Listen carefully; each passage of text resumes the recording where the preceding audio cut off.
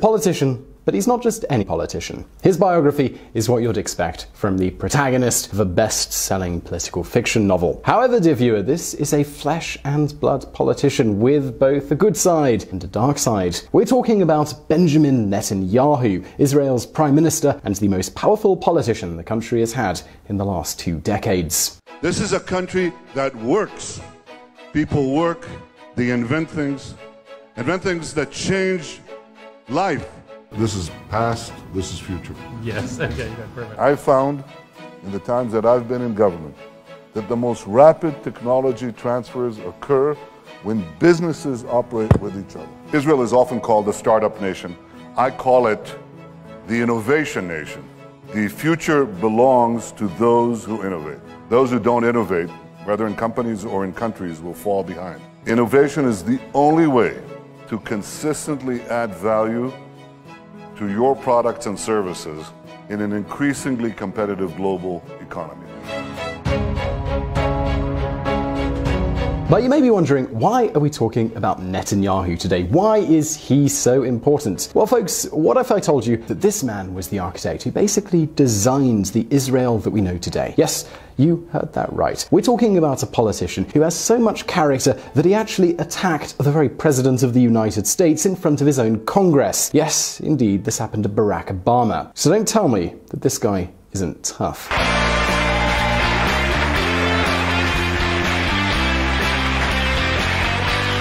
Well, the fact is that Benjamin Netanyahu, or Bibi as he's known in Israel,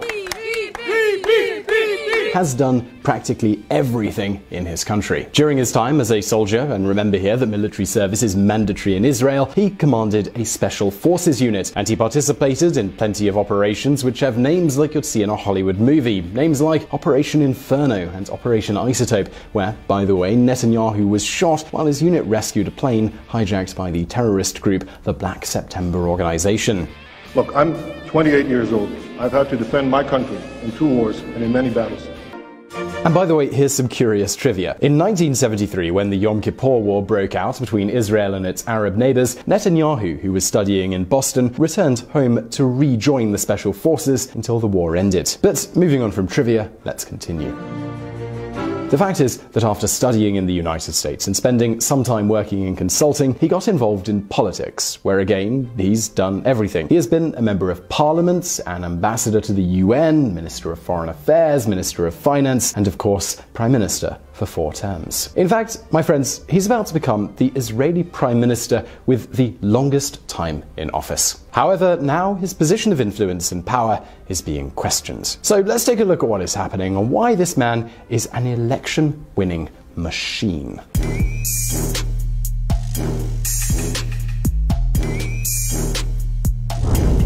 Cornered.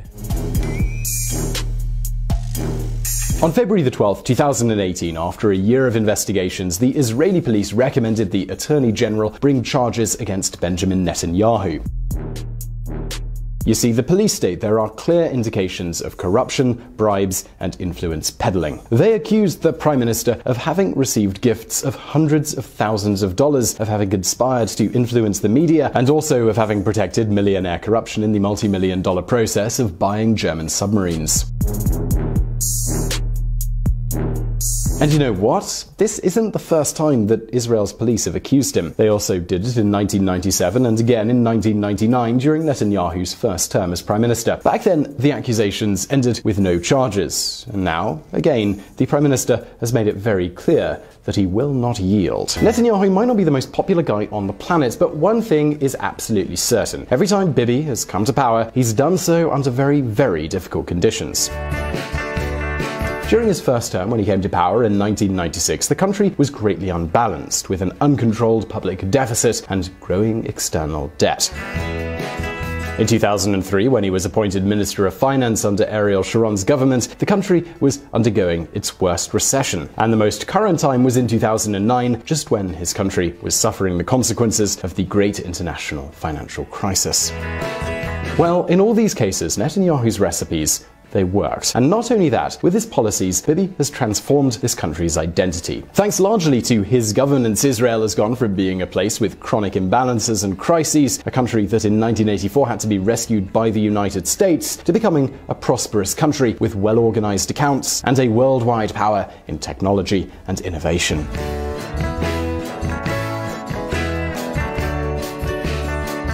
Through all this, we can understand how, despite all the controversy, Bibi continues to raise passions, some against him, but many in favor of him.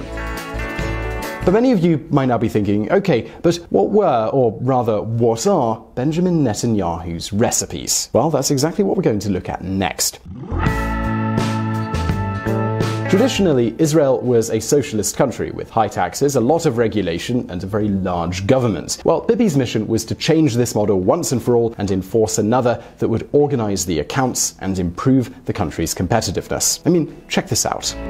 You think that mathematicians and computer engineers or mechanical engineers or doctors are first? They're very important, but they're not first. They're second. There was a country that had the best mathematicians, the best physicists, the best metallurgists in the world, but that country was very poor. It was called the Soviet Union. What comes first is markets. This was the main thing that I tried to bring to the Israeli economy in my own way. Benjamin Netanyahu. With this idea in mind, in his first mandate in 1996, his #1 priority was to reduce the public deficit, privatize banks and large government-owned companies, and suppress capital controls. For example, at that time, Israelis had a restriction on the money that they could take out of the country and use for buying foreign currency. Yes, we could say that the Israel of the 90s resembled Kirchner's Argentina, a lot of public spending and capital controls. But let's continue. In 2003, when the country was undergoing a terrible crisis, as Minister of Finance, a Minister of Finance with a lot of power by the way, Netanyahu froze public spending and launched a huge tax reduction. For example, he reduced corporate income tax as well as individual income tax by half. See, when he arrived at the ministry, the maximum rate on income in terms of wages was 64%. When he left, it was 44%, a 20-point reduction in just 2 years. And when he came to power in 2009, he had a similar recipe: less public spending, fewer taxes, and less bureaucracy.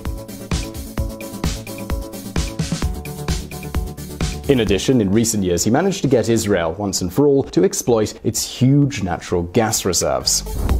Israel bolsters Egypt ties with $15 billion gas deal. It was precisely because of this that many believe Israel's miracle would not have been possible without this prime minister. But don't think that he has only had good results in the economic sector, not at all. In the 37 months that Netanyahu held office, Israeli citizens enjoyed one of the safest and quietest periods with regards to terrorism. Of the 5 Israeli leaders examined, Rabin, Peres, Netanyahu, Barak, Sharon, Netanyahu's policies with regards to the prevention and deterrence of terrorism were the most effective. Indeed, in addition to the economy, Israeli society recognizes Netanyahu as having made Israel a safer country. A safer country, and also, very importantly, a country that is much more open to the world. So much so that this prime minister has succeeded, and listen up here because I think this will amaze you, in getting relations between Israel and the Arab countries to go, well, smoothly. And this is something that we certainly need to dive more into, and we'll do that right now.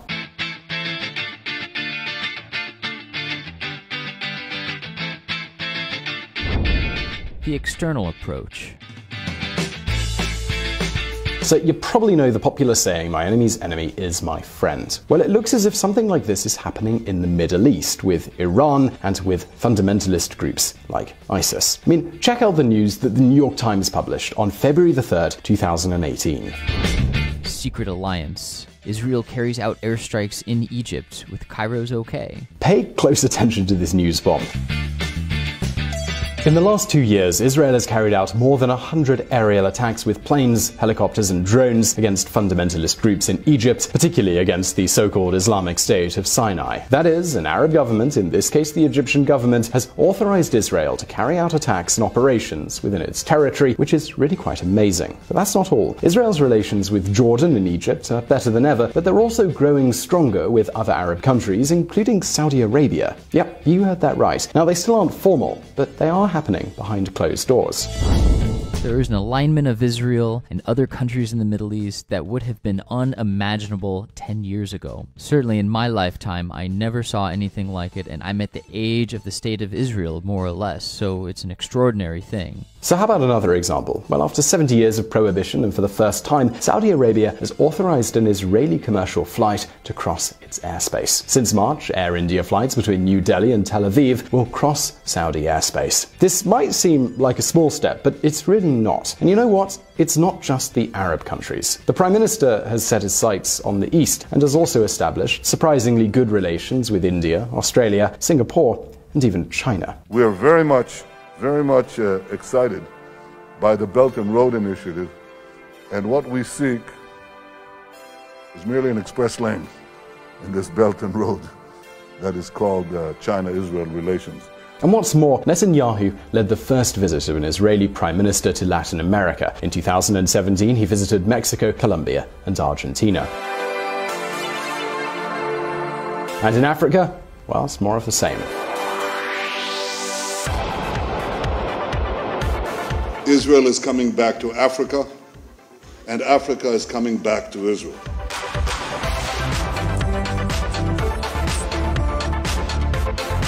In fact, Netanyahu is the first Israeli leader to visit this continent since the 1960s, and many African leaders are delighted with Israel's money and Israel's technology. I saw diversity and richness. I saw passion and productivity. I saw young African entrepreneurs who were building companies harnessing the power of the digital age. Africans are seizing the future. Israel wants to seize this future with you. In short, as you can see, both in the economic field as well as in security and foreign policy, this Prime Minister has many reasons to be proud.